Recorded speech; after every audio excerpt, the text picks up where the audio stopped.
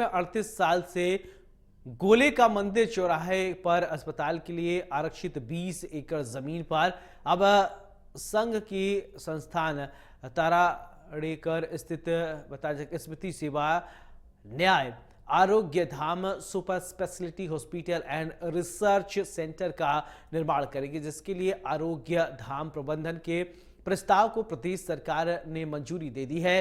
पहले चरण में अस्पताल में 20 बेड होंगे, बाद में बेड की क्षमता बढ़ाई जाएगी। इस अस्पताल को तैयार होने पर ग्वालियर अंचल के साथ साथ मध्य प्रदेश की सीमा से सटे राजस्थान और उत्तर प्रदेश के जिले के लोगों को बेहतर इलाज की सुविधा मिल सकेगी। इसको लेकर इंडिया न्यूज संवाददाता ने जायजा लिया है, रिपोर्ट देखिए।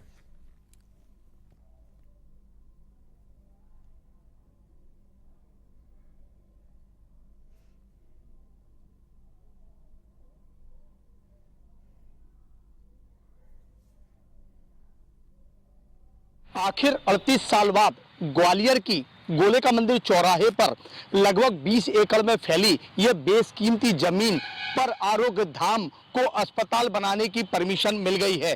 अगर बात की जाए तो ये जो जमीन आप देख रहे हैं ये गोले का मंदिर चौराहे पर मौजूद है और इस पर लगभग 3 बार प्रयास किए जा चुके हैं। दरअसल ये पूरी जमीन जो है वो अस्पताल के लिए आरक्षित की गई थी, लेकिन लगातार प्रयास के बाद भी लगभग 38 साल का समय बीत चुका है, इस जमीन पर अस्पताल का निर्माण नहीं हो सका। आखिर क्या वजह रही ये भी हम जानने की कोशिश करते हैं। दरअसल उससे पहले हम आपको ये बता देना चाहते हैं, अब एक 20 एकड़ की ये जो जमीन है जो कि बेशकीमती है, अब इस जमीन पर संघ की संस्था ताराड़ेकर स्मृति सेवा न्यास आरोग्य धाम सुपर स्पेशलिस्ट हॉस्पिटल एवं रिसर्च सेंटर का निर्माण करेगी, जिसके लिए आरोग्य धाम प्रबंधन के प्रस्ताव पर प्रदेश सरकार ने मंजूरी दे दी है।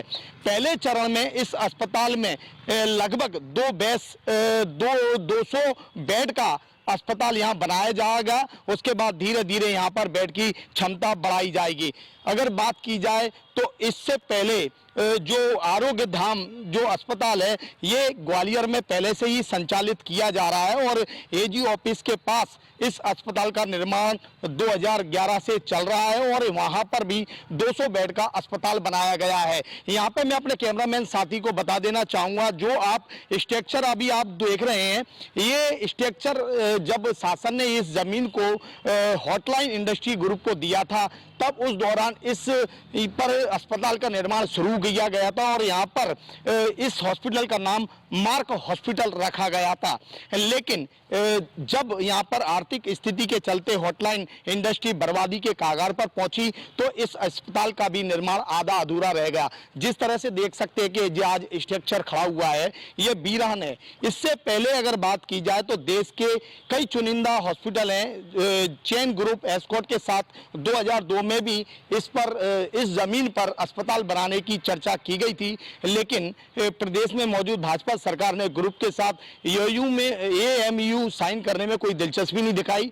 इसके विपरीत सरकार ने विभागों को जमीन का जो आवंटन शुरू कर दिया था, लेकिन हाईकोर्ट में आवंटन को निरस्त कर दिया गया। यानी कि ये कह सकते हैं जब सरकार ने अन्य विभागों को ये जमीन स्थानांतरित करने की कोशिश की तो उसके बाद जब ये मामला कोर्ट में पहुंचा तो कोर्ट ने इस आवंटन को निरस्त कर दिया। दरअसल ये पूरी जमीन चूंकि अस्पताल के लिए आरक्षित थी। अगर बात की जाए तो सबसे पहले इस जो जमीन है इस पर केंद्रीय मंत्री जो तत्कालीन केंद्रीय मंत्री रहे माधवराव सिंधिया, उन्होंने 1986 में गोला का मंदिर के नजदीक की इसलिए बात कर रहा हूं चूंकि इसी जगह के नाम से यह जमीन पहचानी जाती है और 10 जून 1989 को तत्कालीन प्रधानमंत्री राजीव गांधी इससे इंदिरा गांधी चिकित्सालय के लिए शिलान्यास इस जमीन पर कराया था। लेकिन सऊदी अरब के सहयोग से तैयार होने वाले इस अस्पताल का निर्माण कुवैत और इराक के युद्ध के कारण टल गया।